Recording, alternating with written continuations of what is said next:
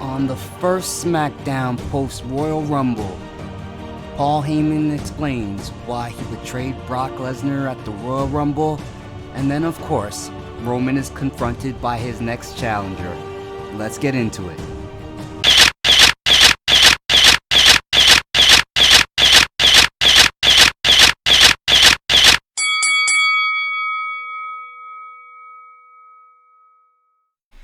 What is up? My name is Lloyd, and this is the Middle Card, which are my takes on the world of professional wrestling and all of its ins and outs.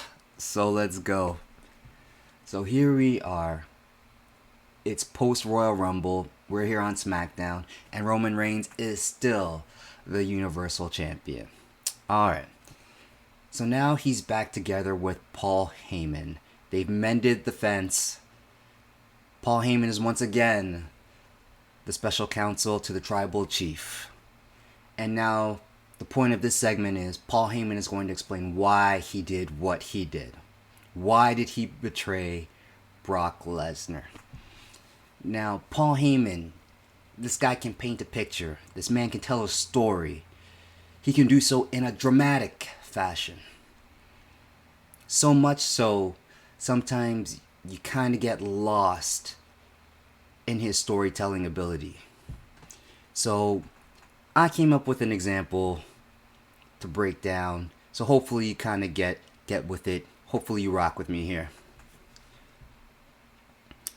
So you're in a relationship. Okay? You're in a relationship with someone and you figure it's going well and everything like that. And then they break up with you. Okay? So they break up with you, now you're separated. Now there's a distance. And in the aftermath of that, you find someone else. Maybe it's someone new, maybe it's an old girlfriend. Cool. So you're back together with them. And everything is good as long as you don't see the girl that broke up with you, the person that broke up with you. And once you go ahead and you see that person once again, even if you're with your other partner, all those old feelings come back. So this is basically what Paul Heyman was trying to explain. He was broken up with. He started a new relationship. Even if it was somebody that he knew from the past, but he started a new relationship. He ran into the old partner, and all of them feelings came flooding back. And because all those feelings came flooding back, he wasn't over it. He had been dumped. He was feeling vulnerable, rejected. So what did he do? When the person that broke up with him decided, you know what? Let's give it another shot. He went running back. That's what Paul Heyman did.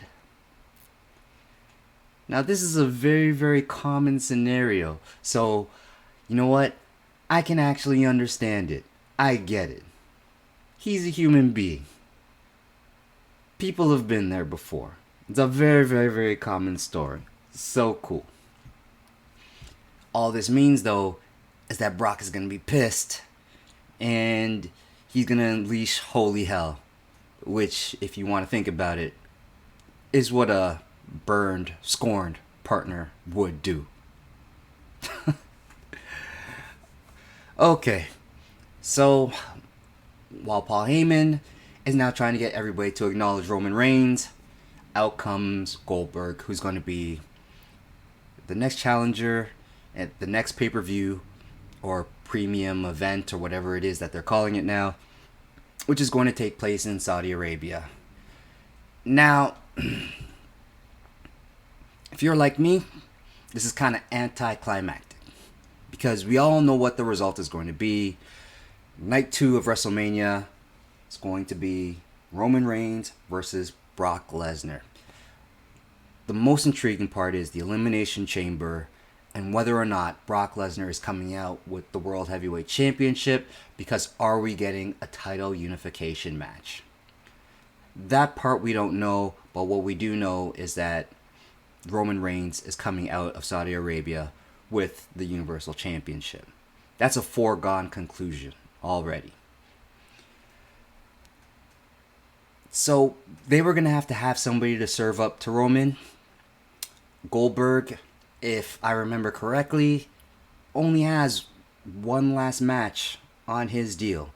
So why not do it where he can get the most bang for his buck? It'll probably be his last match. That's fine. The interesting thing about Saudi Arabia is when WWE is here and they're in North America, specifically the US, Canada, the UK, anywhere else, lots of fans that are just smart to everything that's going on. I wouldn't say so much starstruck by anything that's going on. They basically just want what they want, cheer who they cheer, boo who they want to boo. If anything is bad, they'll let you know, that kind of thing. Saudi Arabia is like a world apart. It's a world away. And the fascinating thing about Saudi Arabia is WWE has the ability to forward whatever story they want or bring back whatever story they want. They can push things forward or they can just pull it back, rein it back in, whatever they want. And there's nothing that the fans that are over here can do about it. We can't have any influence on it at all. They're not writing for us. They're writing to put together whatever agenda it is that they have, and they don't have to worry about us. And then they get paid lots and lots and lots of money in order to do that. So that's what I found interesting about that. The fact that they're using Goldberg, who probably still has star power over there. So it's fine. It'll be okay. And then they're just going to put together whatever story they need to and bring it back. And then we're off to the races getting ready for WrestleMania, which should only be, at this point, 7-8 weeks away. So it's going to be interesting to see what happens. I'm expecting that we're going to have a meeting up between Brock and Roman, if not before Chamber, at the Chamber, or both. And then we're going to come back, and then we're off to the races. So let's go.